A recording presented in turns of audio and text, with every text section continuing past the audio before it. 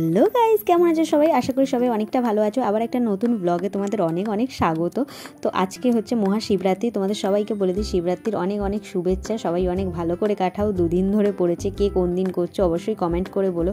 আর দেখতেই পাচ্ছ এটা আমি মায়ের কাছে এসেছি, আর মায়ের কাছে এসেছি গোপুসোনা যেহেতু মায়ের কাছেই থাকে, আর সময় পেয়েছি গোপুসোনাকে কাছে পেয়েছি। গোপুসোনার সেবা করবো না সেটা তো হয় না। মা বলেছিল কিন্তু বিয়ের আগে গোপুসোনাকে আমাকে দিয়েই দেবে, এখন বলছে ঘরটা পুরো ফাঁকা হয়ে যাবে গোপুকে, সেই কারণে আমায় দেয়নি।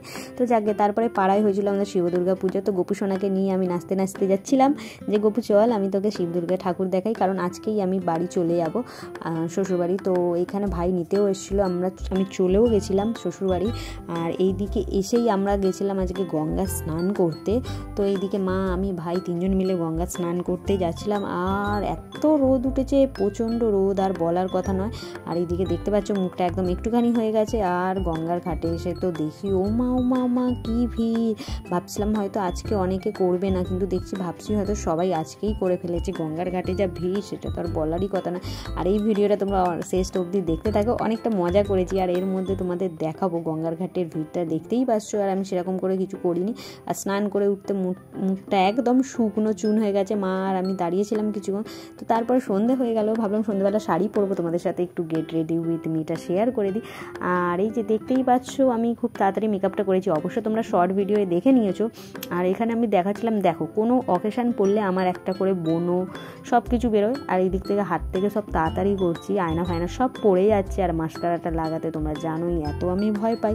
আর এইদিকে আমি সাজুগুজু কমপ্লিট করতে না করতে হেয়ার স্টাইলটা করে নিলাম। তো সেরকম কিছু সাজিনি, একটু ফাউন্ডেশন লাগিয়ে ফেস পাউডার লাগিয়েছি, কাজলটা পরেছি, হেয়ারটা আমি বেঁধে নিয়েছি। এই হেয়ারের পুরো ভিডিওটা কিন্তু আমি একটা শর্টসে আপলোড করব। আর এইদিকে একটু ছোটোখাটো টুকটাক গয়নাগাটি পরছিলাম, যেটা দেখতে সুন্দর লাগবে। কীরকম লাগছে তোমরা অবশ্যই গেট রেডি উইথ নিতে বলো। আর এইদিকে ভাই চলে এসছে আমাকে জ্বালাতে, বলছে ও মা ভিডিও করছিস। তারপরে ক্যামেরার সেটটা ও এইদিকে করে দিয়েছে, বললো আমি এত লম্বা আমি তোর ক্যামেরায় আসবো না, সেই কারণে একটু বেঁটে হয়ে যাচ্ছি।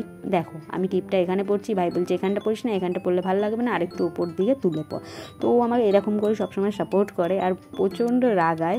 তো যাকে আমার ভালোই লাগে। তো তারপরে মাকেও নিয়ে চলে এলাম, মাকে বললাম মা চলো আমরা তিনজনে কীরকম সেজেছি দেখি। আর এইদিকে আমরা ব্যাস ভোলে বাবার তিলক কেটে নিয়েছি, কীরকম লাগছে বলো।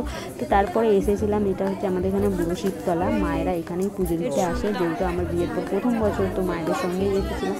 তারপরে এত লাইন দেখে আমার মুখটা একটুখানি হয়ে গেছে, বিশ্বাস করো। সেই 8:30টায় গিয়ে বাড়ি এসেছি 10:30, 11:15 বাজে। আর এইদিকে ভিড় দেখো, ভিড়টা জাস্ট দেখো তোমরা, কিছু বলার নেই। তো আমার শিবরাত্রিটা খুব ভালো কেটেছে, তোমাদের কীরকম কাটলো অবশ্যই কমেন্ট করে বলো। তো হর হর মহাদেব, হরে কৃষ্ণা, রাধে রাধে। সবাই অবশ্যই ভালো থেকো। ভিডিওটা ভালো লাগলে লাইক করো, চ্যানেলে নতুন হলে সাবস্ক্রাইব করো। ততক্ষণের জন্য টাটা, বাই।